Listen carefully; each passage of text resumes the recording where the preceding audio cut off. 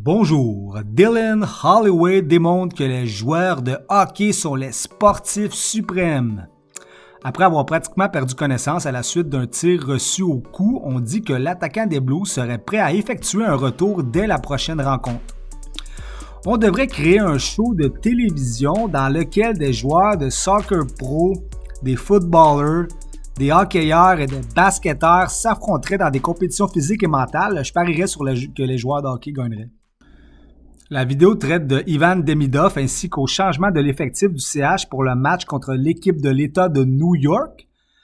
Mais poursuivons avec un mot final sur l'élection américaine. Donald Trump a encore fait mentir les pseudo-experts qui sont censés prédire les résultats et les tendances de la population américaine. On note que les femmes se sont plutôt rangées du côté de leurs conjoints républicains. Pouvoir avorter sans restriction n'est pas un motif assez convaincant pour voter démocrate. Mes sources sont de Radio-Canada en passant. Les hommes noirs ont davantage voté républicain cette année. Ils ont de l'expérience avec leurs femmes noires. Ils n'en veulent pas à la gouvernance. Lol. Les Latinos ont voté en grand nombre pour Trump. Il faut savoir que les non-blancs sont davantage des machos, des conquérants. Un personnage roux puissant au franc-parler les charme plus que les hommes blancs qui ont plus voté démocrate cette année. Les Bleus ne semblent pas saisir le machisme des Noirs, Latinos et Arabes. Promettre d'aider les personnes racisées signifie indirectement qu'ils sont vulnérables, qu'ils ont besoin d'aide. On ne veut pas se faire aider si on est fier, expliquant pourquoi le vote racial s'est rougi. Alerte rumeur de transaction. Les Rangers de New York seraient tentés d'échanger leur capitaine Jacob Trouba. Le gros défenseur vicieux gagne 8 millions de dollars jusqu'en 2026. Il a une clause de non-échange jusqu'au 1er juillet cette année.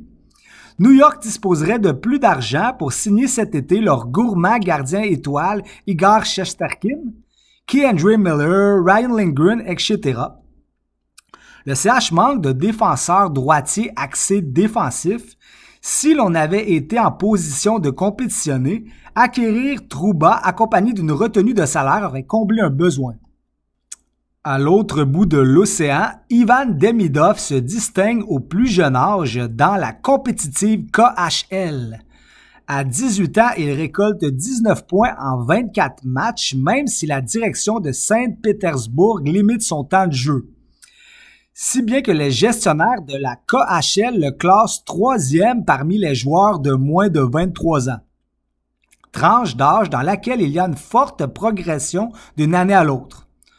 On spécule que la limitation du temps de jeu de Demidov serait causée par le fait qu'il se soit exprimé sur son désir de rejoindre les Canadiens ASAP.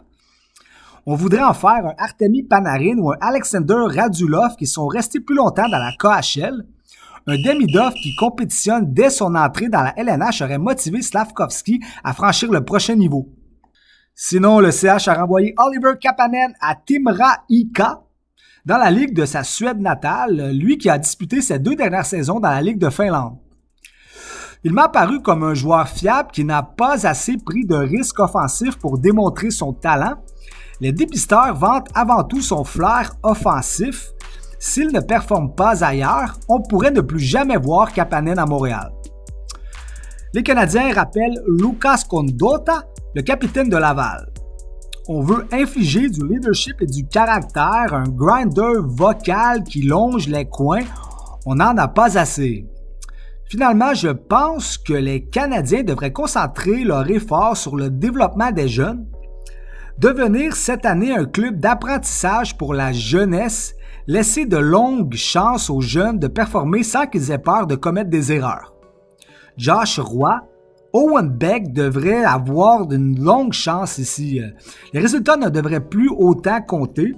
Les chances de repêcher plus haut. À cet égard, Martin Saint-Louis demeure l'homme de la situation. Bye!